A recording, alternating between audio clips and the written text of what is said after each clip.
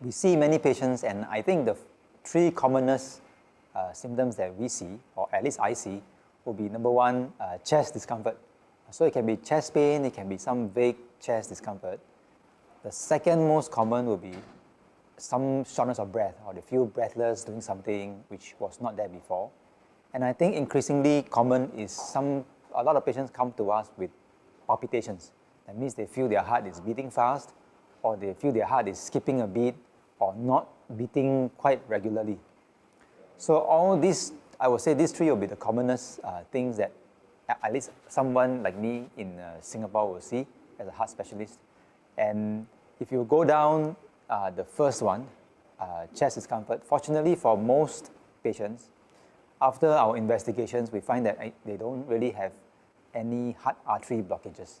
So we label them as either having atypical chest pain, or it could be from a muscle of the chest wall. And that is the commonest one that we see, to be honest. Of course, some of them after tests, we find that they actually have heart disease. And the commonest form of heart disease is blockages of the heart arteries.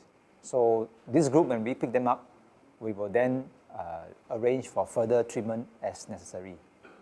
And for some patients, the chest pain can be due to other reasons. Maybe the heart valve is a problem, or maybe even some mental stress that's causing them to have chest pain. The second commonest symptom will be shortness of breath. And again, many patients, they'll come and see us to say that they feel more breathless over this, let's say, maybe a month or two. And we find that most of them have no actual heart problem. Okay. Again, that is a good news for them. A smaller proportion will indeed have some heart problem. Again, artery blockages is the most common one. Heart valve problem, either the heart valve has become very narrow or become very leaky, can contribute to breathlessness. But some patients actually have something else. Maybe they have asthma that has not been found before, or they have some ear, nose, and throat problem that's causing them to be breathless. And again, in our increasingly stressful society, a lot of these symptoms may be just purely stress-related and nothing to do with the heart at all. We see a lot of patients who come to us with palpitations. Most of them say their heart is either beating fast or skipping beats, and we try to investigate what they are feeling. Most of the time, we find that the patients who complain of heart beating fast actually have a fast heart rate because of stress.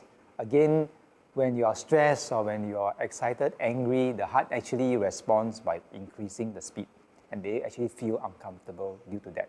But it is not a primary heart problem. It is in response to some stress or some mental anger or something like that.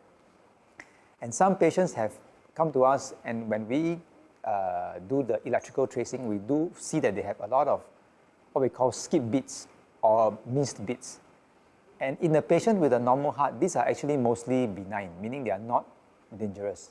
Okay, the heart has an internal clock which makes the heart beat, but it is never perfect like a watch, for example. So there's always beats that occur early, and once the beat occurs early, the heart will then compensate to delay the next one, and then you will feel like, how come your heart suddenly stopped for 1 second or something like that? Again, these are mostly benign. Of course, some patients, we do find that they have problems. They may have a completely irregular heartbeat due to many years of high blood pressure. As we age, we are also more likely to have irregular heart rhythms, or maybe they have other heart problems like the heart valve problems, heart artery blockage, which makes the heart irregular. For this group of patients, we will try to treat them accordingly and try to make them feel better.